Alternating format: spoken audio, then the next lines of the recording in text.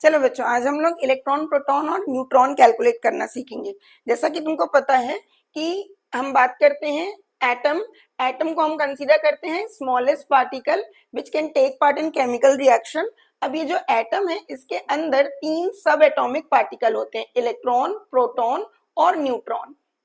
अब इलेक्ट्रॉन पर negative charge होता है, ये याद रखोगे।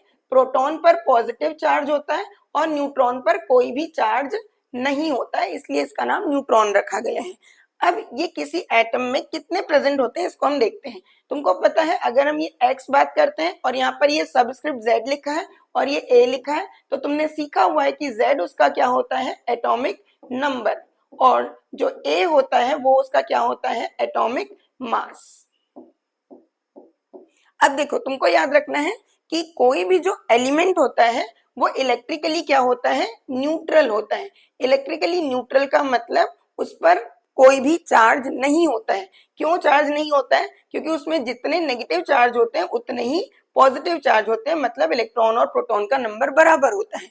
इसका मतलब ये कि अगर एलिमेंट दिया हुआ है तुमको और उस पर कोई चार्ज नहीं दिया हुआ है तो जितने प्रोटॉन उतने ही इलेक्ट्रॉन। अभी इलेक्ट्रॉन प्रोटॉन कैसे निकालते हैं, देखो यहाँ पर तुमको ध्यान रखना है कि ये जो Z दिया हुआ है हमको, ये जो Z है यही तुम्हारा प्रोटॉन होगा और यही तुम्हारा इलेक्ट्रॉन होगा इफ इट इज न्यूट्रल।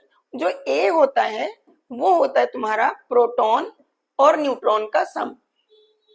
इसका मतलब अगर हम A में से P का नंबर माइनस कर दें तो हमको N मिल जाएगा। मैं ऐसा भी लिख सकती हूँ कि A माइनस Z कर दें तो हमको N मिल जाएगा, क्योंकि P किसके बराबर होता है, देखो Z के। मतलब अगर हमको MCQ के लिए फटाफट बिना सॉल्व किए दिखाना है तो हम कैसे बना सकते हैं, देखो एक एग्जांपल ले लेते हैं हम लोग यहाँ पर। जैसे हमने लिया यहाँ पर फॉस्फोरस, एटॉमिक नंबर 15 होता है, मास क्या होगा सीखा है हमने। ऑड कंसेप्ट, तो ऑड के लिए डबल प्लस 1, तो 15 इंटू 2 30, ये हो जाएगा 31। अब तुमको इलेक्ट्रॉन लिखने हैं और प्रोटॉन और न्यूट्रॉन। तो देखो यहां से तुम देखोगे ये तुम्हारे प्रोटॉन भी होंगे और इलेक्ट्रॉन भी होंगे, तो प्रोटॉन का आंसर आ गया 15 और इलेक्ट्रॉन का भी आंसर आ गया 15। अब न्यूट्रॉन के लिए क्या करोगे, 31 माइनस 15 करोगे तो इसका आंसर आ जाएगा 16। इस तरीके से तुम किसी भी एलिमेंट के लिए क्या कर सकते हो, प्रोटॉन, इलेक्ट्रॉन और न्यूट्रॉन कैलकुलेट कर सकते हो। लेकिन अगर वो चार्ज स्पीशीज है, चार्ज हम किसको बोलते हैं बेटा, देखो जब कोई एलिमेंट आयन बन जाता है, आयन कब बनता है, जब वो या तो इलेक्ट्रॉन को क्या करता है, लूज करता है, या वो इलेक्ट्रॉन को क्या करता है, गेन करता है। इससे तुमको समझ आ रहा होगा कि इलेक्ट्रॉन का नंबर उसमें क्या हो जाएगा, चेंज हो जाएगा विथ रिस्पेक्ट टू प्रोटॉन।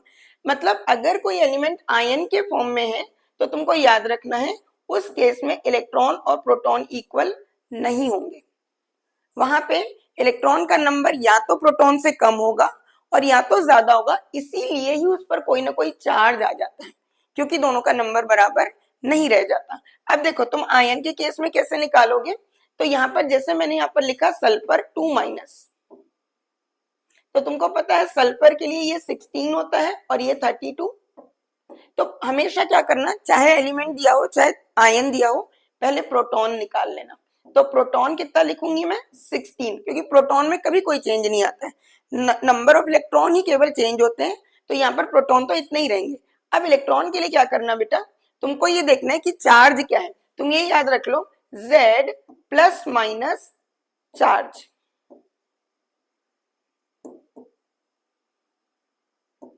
अब प्लस या माइनस का मतलब अगर उसके ऊपर नेगेटिव चार्ज है तो उसको प्लस कर देना, और अगर पॉजिटिव चार्ज है तो उसको माइनस कर देना। इसका मतलब अगर मैं यहाँ अप्लाई करूं तो यहाँ देखो हम क्या करेंगे, इस पर मुझे निकालने हैं इलेक्ट्रॉन, तो इलेक्ट्रॉन इज इक्वल टू मैं लिखूंगी Z, या Z की जगह P भी लिख सकते हैं क्योंकि Z और P हमेशा बराबर होते हैं, तो यहाँ पर हम P भी लिख सकते हैं। तो अब मैं कितने लिखूंगी, 16। अब मैंने बोला माइनस चार्ज को प्लस करना है, तो 16 प्लस क्या करोगे, 2, तो आंसर कितना आ गया, 18 इलेक्ट्रॉन। और न्यूट्रॉन के लिए बिल्कुल वैसे ही, देखो एक बात याद रख लो, अगर कोई एलिमेंट आयन बन रहा है तो केवल उसके इलेक्ट्रॉन चेंज होते हैं, प्रोटॉन न्यूट्रॉन में कोई चेंज नहीं आता है। तो न्यूट्रॉन अगेन वैसे ही जैसे हमने निकालना सीखा है, 32 माइनस 16 इज इक्वल टू 16। अब एक पॉजिटिव वाला देख लेते हैं।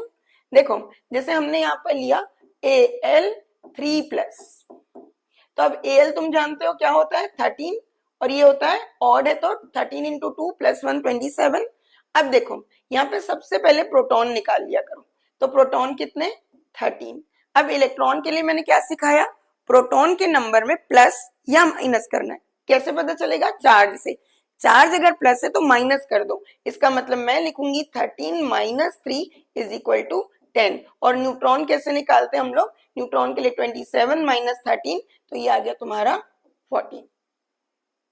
ठीक है, इस तरीके से तुम इन आयंस की प्रैक्टिस करो। इसके बाद हम कॉम्प्लेक्स आयन में इलेक्ट्रॉन प्रोटॉन न्यूट्रॉन कैसे निकालते हैं उसको एक बार देख लेते हैं। जैसे देखो अगर तुमको दिया जाए NO3 माइनस या तुमको दिया जाए CO2, इस तरीके से ये कंपाउंड फॉर्म में या कॉम्प्लेक्स आयन के फॉर्म में दिया जाए तो तुमको करना क्या है, देखो यहाँ पर नाइट्रोजन के लिए तुमको पता है 7 और 14 होता है और ऑक्सीजन के लिए 8 इंटू 16 होता है। हमेशा एक काम किया करो, पहले प्रोटॉन निकाल लो क्योंकि प्रोटॉन हमेशा एटॉमिक नंबर के बराबर होता है। तो यहाँ पर ये 7 दिख रहा है तो 7 लिखा, फिर ऑक्सीजन तो बीच में प्लस का साइन, ऑक्सीजन कितना 8। अब क्योंकि यहाँ पर ये 3 है तो इंटू 3 कर देंगे। ठीक, अब ये हो गया 8 3 24, 24 प्लस 7 हो गया तुम्हारा ये 31। अब अगर इलेक्ट्रॉन निकालने पड़े तो इलेक्ट्रॉन के लिए क्या करना है, प्रोटॉन के नंबर में प्लस या माइनस। कैसे पता चलेगा प्लस या माइनस, ऊपर का चार्ज, अगर माइनस है तो प्लस करेंगे, मतलब मैं लिखूंगी 31, हम लोग प्लस करेंगे 1 तो इसके इलेक्ट्रॉन का नंबर आ गया 32।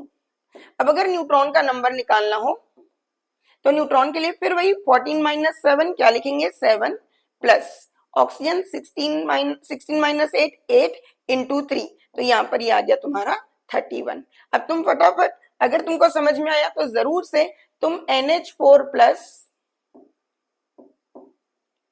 और CH4 में मुझे इलेक्ट्रॉन प्रोटॉन और न्यूट्रॉन कैलकुलेट करके बताओगे।